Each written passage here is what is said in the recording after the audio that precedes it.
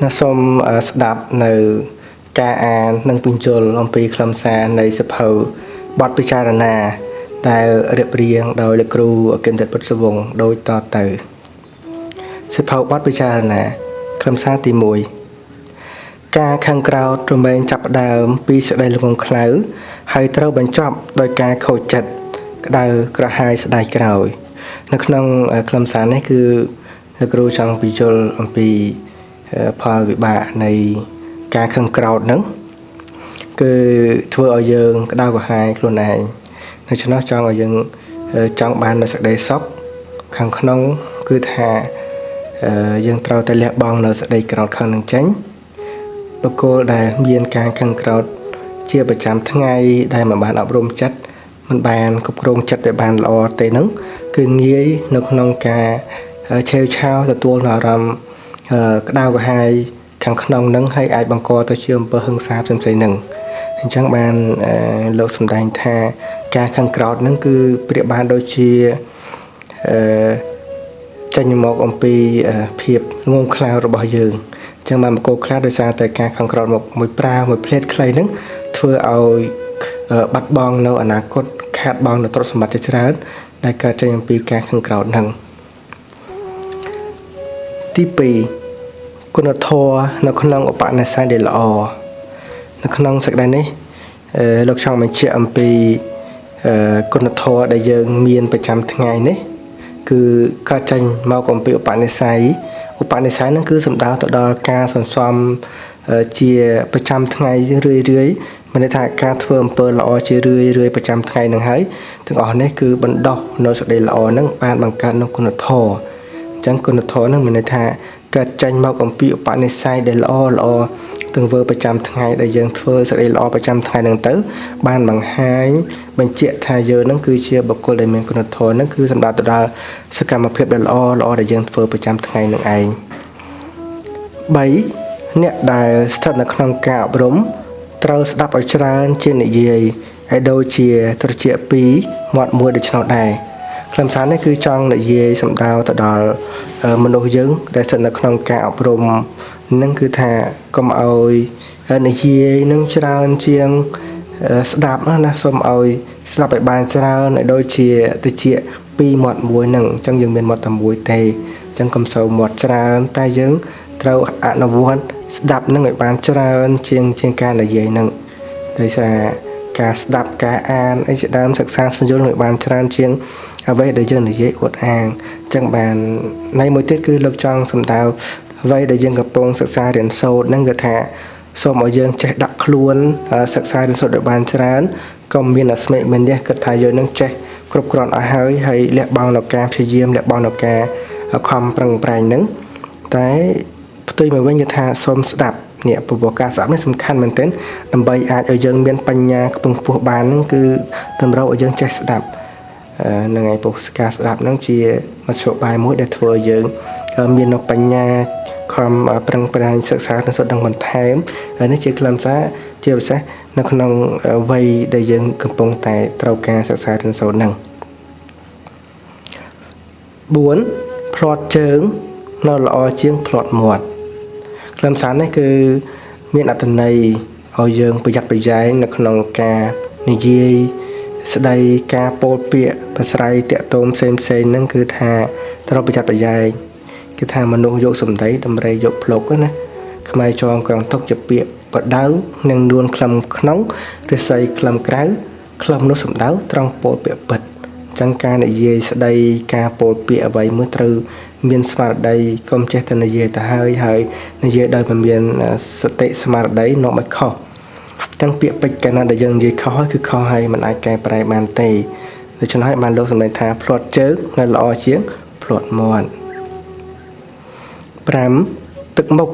ជាគ្រឿងចង្អុលបង្ហាញប្រាប់អំពីសភាពរបស់ចិត្តខ្លឹមសារនេះគឺចង់បង្ហាញពីរបៀបមើលមនុស្សយើងនៅក្នុងសង្គមផ្សេងៗនេះយើងអាចសង្កេតមើលបានតាមរយៈទឹកមុខដែរព្រោះមនុស្សយើងនៅពេលដែលខឹងឬនៅពេលដែលស្អប់នៅពេលដែលស្រឡាញ់គឺបង្ហាញតាមរយៈទឹកមុខហ្នឹងនៅពេលខឹងយើងច្បាស់ជាមានទឹកមុខសពុតសពូនឬក៏ មានភ្នែកក្រហមអីចឹងទៅយើងអាចសង្កេតមើលតាមទឹកមុខទឹកមុខអាចបញ្ជាក់អំពីចិត្តរបស់យើងនឹងបានហើយអាចពីព្រោះចិត្តហ្នឹងជាអ្នកបញ្ជានៅរាល់សកម្មភាពរាងកាយរបស់មនុស្សនឹងបានអញ្ចឹងយើងអាចសង្កេតមើលបុគ្គលនឹងមានសភាពបែបណាគឺអាចតាមរយៈទឹកមុខនឹងបានដែរទី6សន្សំប្រាក់បានប្រាក់សន្សំល្អបានល្អសំខាន់នេះគឺចង់បង្ហាញអំពីសេចក្តីល្អរបស់យើងហ្នឹងគឺសំដៅទៅលើអំពើដែលយើងធ្វើប្រចាំថ្ងៃកាលណាដែលយើងធ្វើល្អយើងរមែងបាននៅសេចក្តីល្អជាប្រចាំថ្ងៃដូចជាយើងសន្សំនៅទ្រព្យសម្បត្តិសន្សំនៅលុយប្រាក់កាសហ្នឹងយើងសន្សំកាន់តែច្រើនយើងកាន់តែបានកើនប្រចាំកាន់តែច្រើនតែបើយើងចាយខ្ជិះខ្ជាយយើងអត់ដែលសន្សំយើងបានមកបណ្ណាចាយប៉ុណ្ណឹងអត់ចេះទុកដាក់អត់ចេះចាត់ចែងអ្វីសមរម្យទេគឺយើងបានមកបណ្ណាគឺថាអស់អត់ចេះអត់បាន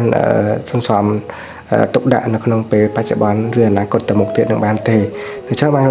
កំសាន្តនេះនិយាយថាសន្សំប្រាក់បានប្រាក់សន្សំល្អគឺបានល្អយើងធ្វើនៅអំពើបែបណាយើងនឹងទទួលបាននៅអំពើបែបនោះវិញហើយនេះជាច្បាប់ធម្មជាតិរបស់មនុស្សជាតិរបស់យើងនឹង7มันអាចគ្រប់គ្រងខ្លួនឯងបានមិនមែនជាអ្នកធំពិតប្រាកដទេការគ្រប់គ្រងខ្លួនឯងបាននេះគឺជារឿងសំខាន់មែនទែនជាពិសេសអ្នកដឹកនាំដែលអ្នកដឹកនាំដែលមិនអាចគ្រប់គ្រងអ្នកដទៃដែលមិនអាចគ្រប់គ្រងខ្លួនឯងបានគឺមិនអាចគ្រប់គ្រងអ្នកដទៃបានទេឬក៏ថាមិនមែនជាអ្នកធំពិតប្រាកដទេអ្នកធំពិតនឹងគឺថាអ្នកដែលអាចគ្រប់គ្រងដណ្ដងខ្លួនឯងបានចឹងខ្លឹមសារនេះល្អមែនទែនបុគ្គលខ្លះបានតែដឹកនាំស្ដីថាឲ្យគេប៉ុន្តែมันបានអប់រំចិត្តខ្លួនឯងมันបានយកឈ្នះចិត្តខ្លួនឯងបានហើយការគ្រប់គ្រងខ្លួនឯងបានហ្នឹងហើយគឺជាឈ្នះដ៏ពិតប្រាកដឬក៏អាចហៅថាជាបុគ្គលអស្ចារ្យបានគឺបុគ្គលដែលអាចគ្រប់គ្រងខ្លួនឯងបានហ្នឹងហើយ8កំអាងភ្លើងពណ៌បៃតងហើយទៅដោយមិនមើលឆ្វេងស្ដាំផងនោះខ្លឹមសារនេះគឺល្អមែនទែនសម្រាប់ការធ្វើដំណើររបស់យើងក្នុងសង្គមពេលបច្ចុប្បន្នហ្នឹងកុំអាងថាឲ្យតែភ្លើងបៃតងគឺយើងអាចធ្វើដំណើរដោយមិនប្រុងប្រយ័ត្ននោះទេគិតថាខាងយើងត្រូវមែនប៉ុន្តែអាចថាមានរឿងហេតុការណ៍អ្វីមួយត្រូវជាឧបសគ្គក៏ថាបានដែរអញ្ចឹងជាសារមួយណាស់សតិស្មារតីឲ្យយើងឲ្យមានការប្រុងប្រយ័ត្ននៅក្នុងការធ្វើដំណើរក៏ដូចជានៅក្នុងជីវិតប្រចាំថ្ងៃរបស់យើងដែរកុំអាងគិតថាវាមិនអីហើយចេះតែធ្វើដំណើរទៅដោយមិនមាននៅការប្រុងប្រយ័ត្ននៅក្នុងជីវិតប្រចាំថ្ងៃហ្នឹងអញ្ចឹងនេះខ្លឹមសារល្អមែនទែនបងទី9លោកភ្លឺស្វាងដោយដួងអាទិត្យចិត្តភ្លឺស្វាងពិតដោយបញ្ញាកំណត់ត្រៃលក្ខក្នុងសង្ខារចិន្តាស្ងប់ទុកសុខពិតហងនេះលោកពោលអំពីគុណតម្លៃនៃបញ្ញាហ្នឹងគឺថាជាគ្រឿងមួយជួយសម្រាលនៅទុក្ខលំបាកនៅក្នុងជីវិតប្រចាំថ្ងៃរបស់យើងហើយបញ្ញាក៏ចេញពីការសរសើររៀនសូត្រប្រចាំថ្ងៃហ្នឹងវាពិតជាមាននៅសារៈសំខាន់មែនទែនដោយពន្លឺភ្លឺស្វាងហ្នឹងដោយដួងអាទិត្យព្រះអាទិត្យហ្នឹងគឺថាពន្លឺឲ្យយើងមើលឃើញរាល់ថ្ងៃពេលថ្ងៃហ្នឹងគឺដោយសារតែពន្លឺព្រះអាទិត្យហ្នឹងដល់ពេលអត់ពន្លឺព្រះអាទិត្យទៅគឺថាល្ងឹតសូនឆុងដូចសូនសងដូចពេលយប់អញ្ចឹងយ៉ាងណាជីវិតអត់បញ្ញាហ្នឹងគឺថាល្ងឹតឈឹងដូច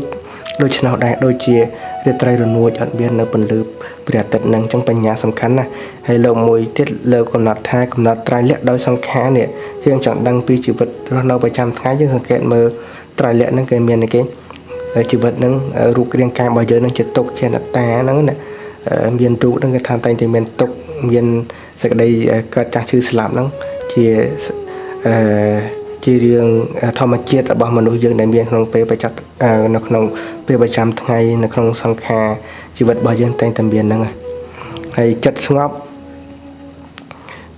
គឺពិតជាសំខាន់ចិត្តស្ងប់ហ្នឹងគេថាម៉េចចិន្តាស្ងប់ទុកសុខពិតហោហ្នឹងគេថាចង់បាននៅសេចក្តីសុខស្ងប់បានហ្នឹងគឺត្រូវតែមាននៅសេចក្តីអប់រំផ្លូវចិត្តនេះឲ្យបានសុខស្ងប់ហើយសេចក្តីស្ងប់នឹងហើយគឺជាអ្វីដែលយើងចង់បាននៅក្នុងជីវិតប្រចាំថ្ងៃទាំងអស់គ្នានេះទី10កិរិយាសុភាពរៀបសារព្រះបានដូចជាផ្កាដែលស្អាតទាំងដែលមានក្លិនក្រអូបទៀតផងនៅនេះគឺអប់រំឲ្យយើងរស់នៅក្នុងជីវិតប្រចាំថ្ងៃហ្នឹងត្រូវជាមនុស្សមានសុភាពរៀបសារកុំជាមនុស្សក្អែតកតោមមនុស្ស ឌឺដងផ្លែផ្កាអត់ចេះគោរពអ្នកដទៃណាអញ្ចឹងមនុស្សដែលមានមុនស្នេហ៍គួរជាទីតាក់ភ្នែកអ្នកដទៃនឹងគឺថាជាមនុស្សដែលសុភាពរាបសារហ្នឹងនិយាយពាក្យពីរោះភាសាត្រឹមត្រូវល្អហើយមានអរិយាបថរំទុំថ្លៃថ្នូរនៅក្នុងសង្គមហ្នឹងគឺជាមនុស្សដែលមានមុនស្នេហ៍ដូចថាមានក្លិនក្រអូបនេះឃើញទេអញ្ចឹងមិនថាមនុស្សយើងជាភាសាយុវជនក្មេងៗឥឡូវនេះគឺថាត្រូវតែរៀនអប់រំខ្លួនឯងមនុស្សដែលមានសភាពរាបសារទន់ភ្លន់ហ្នឹងគឺថាប្រៀបដូចជាផ្កាតណាក៏គេចូលចិត្តដែរយើងមើលក្នុងសង្គមមនុស្សក្រុមគ្រួសារយើងកាលណាកូននឹងក្អើតកតោមឆ្លើយគឺមិនសូវជាមានបុគ្គលណាចូលចិត្តទេតែនេះគឺសុទ្ធតែជាខ្លឹមសារមួយដែលអប់រំឲ្យយើងចេះបន្ទន់នៅអរិយាបថចេះមាននៅចរិតមេរៀនល្អនៅក្នុងជីវិតប្រចាំថ្ងៃហ្នឹង11ត្រូវឲ្យភាពយុត្តិធម៌ដល់មនុស្សគ្រប់គ្នាតែកុំទុកចិត្តមនុស្សទាំងអស់គ្នាខ្លឹមសារនេះល្អមែនទែនយើងអាចផ្ដល់ភាពយុត្តិធម៌ទៅដល់មនុស្សទាំងអស់គ្នានឹងក៏ប៉ុន្តែកុំទុកចិត្តព្រោះមនុស្សក្នុងសង្គមគឺថាតែមានការផ្លាស់ប្ដូរមនុស្សខ្លះទៅល្អមនុស្សខ្លះទៅអាក្រក់អញ្ចឹងទៅយើងកុំទុកចិត្តនរណាដោយងាយនៅក្នុងការរស់នៅប្រចាំថ្ងៃហ្នឹងបុគ្គលដែលឆាប់ជឿដល់តែគឺងាយលងនៅក្នុងការចាញ់បោកឬខាត់បងទ្រព្យសម្បត្តិផ្សេងៗនេះដោយសារតែការជឿទុកចិត្តបុគ្គលណាផ្សេងដោយងាយហ្នឹងអញ្ចឹងយើងអាចស្គាល់រាប់អានធម្មតាបានតែកុំងាយទុកចិត្តកុំផ្ដល់នៅអ្វីជាប្រយោជន៍ដល់គេនឹងងាយពេកណាសូមគិតឲ្យបានវែងឆ្ងាយធ្វើអ្វីគឺថាសូមឲ្យមើលមុខមើលក្រោយដោយសេចក្តីខាងដើមណាគឺថាទឹកមុខអាចបញ្ជាក់អំពីចិត្តមនុស្សបានយើងត្រូវមើលអត្តចរិតទៅមើលទឹកមុខត្រូវមើលពាក្យសម្ដីមុនសម្ដីក្រោយយ៉ាងណាហ្នឹងគឺថាឲ្យមានសេចក្តីប្រុងប្រយ័ត្នកុំងាយទុកចិត្តបុគ្គលងាយក៏ប៉ុន្តែយើងត្រូវផ្ដល់ភាពយុត្តិធម៌ដល់មនុស្សគ្រប់គ្នាត្រូវមានមេត្តាធម៌ត្រូវមានព្រមវិហារធម៌ទាំងអស់គ្នាក៏ប៉ុន្តែកុំទុកចិត្តបុគ្គលហ្នឹងងាយពេកខ្លឹមសារល្អសម្រាប់ការអនុវត្តនៅក្នុងជីវិតប្រចាំថ្ងៃរបស់យើងហ្នឹង12ចាប់ផ្ដើមពីល្អទៅមុនរមែងបញ្ចប់ដោយល្អខ្លឹមសារនេះគឺថារាល់ការធ្វើការងារអ្វីក៏ដោយតែមានការចាប់ផ្ដើមដូច្នេះការចាប់ផ្ដើមនេះសូមផ្ដើមដោយល្អសូមធ្វើវាល្អកាលណាយើងផ្ដើមសេចក្តីល្អពីដំបូងហើយគឺថាសេចក្តីបញ្ចប់នឹងក៏ល្អដែរធម្មតាធ្វើកិច្ចការងារអ្វីក៏ដោយតែមានសេចក្តីផ្ដើមក៏មានទីបញ្ចប់ទៅនៃកិច្ចការងារទាំងអស់ដែរដូចជាការអានសភៅអញ្ចឹងសូមអានពីខាងដើមរហូតដល់ខ្លឹមសារបញ្ចប់នឹងគឺថាសូមដោយសេចក្តីចប់នឹងដោយល្អ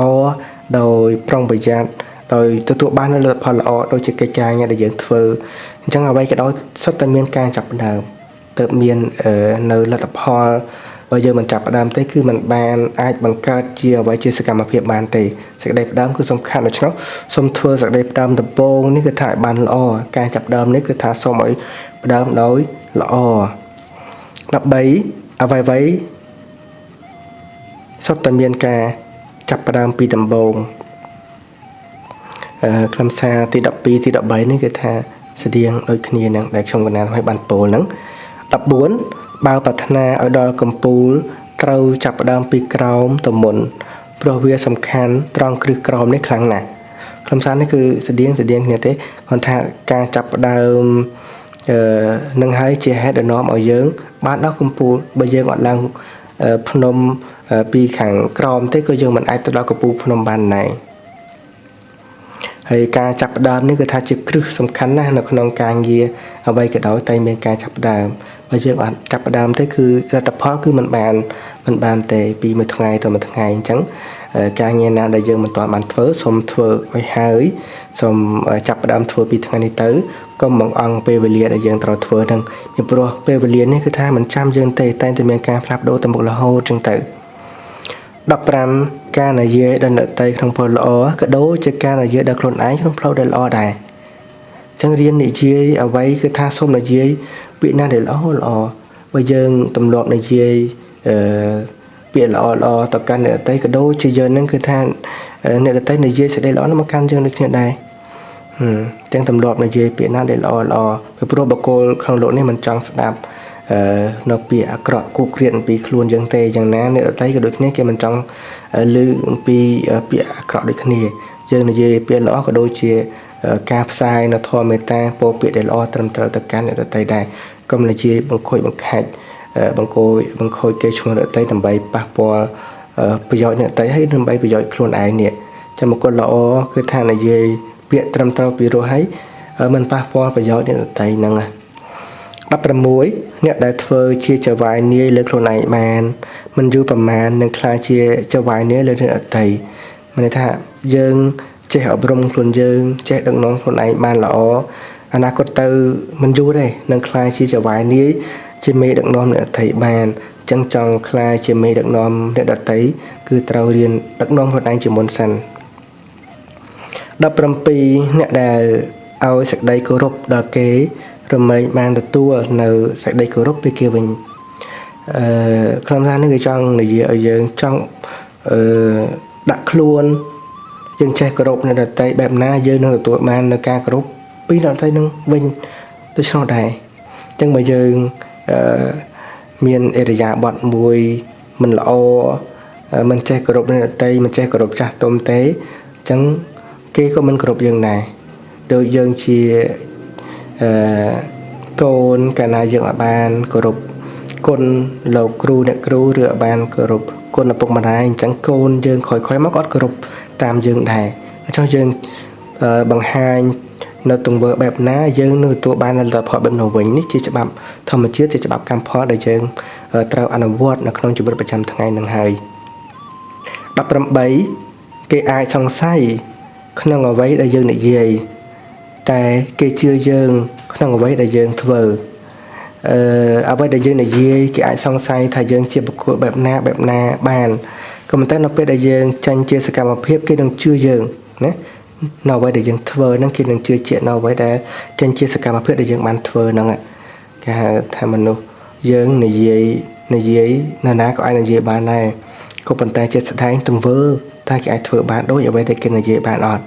និយាយអាចស្រួលណាអ្នកនិយាយហ្នឹងគឺស្រួលទេដល់ពេលធ្វើបានពិបាកអញ្ចឹងសង្កេតមើលខ្លួនយើងទៅណាដើម្បីគេជឿជាក់យើងបានគឺថាត្រូវយើងធ្វើចាញ់ជាទង្វើកុំបានតពលនិយាយចោលហើយក៏ហីអញ្ចឹងទៅដោយមិនបានចាញ់ជាសកម្មភាពអ្វីមួយអញ្ចឹងសកម្មភាពហ្នឹងឲ្យធ្វើគេជឿជាក់ហ្នឹង19មនុស្សយើងត្រូវរាប់អានខ្លួនឯងតែមិនត្រូវអួតខ្លួនឯងទេមិនថាយើងអាចគោរពរាប់អានខ្លួនឯងបានតែកុំពោលអួតកុំលើកដំកើងខ្លួនឯងជ្រុលពេក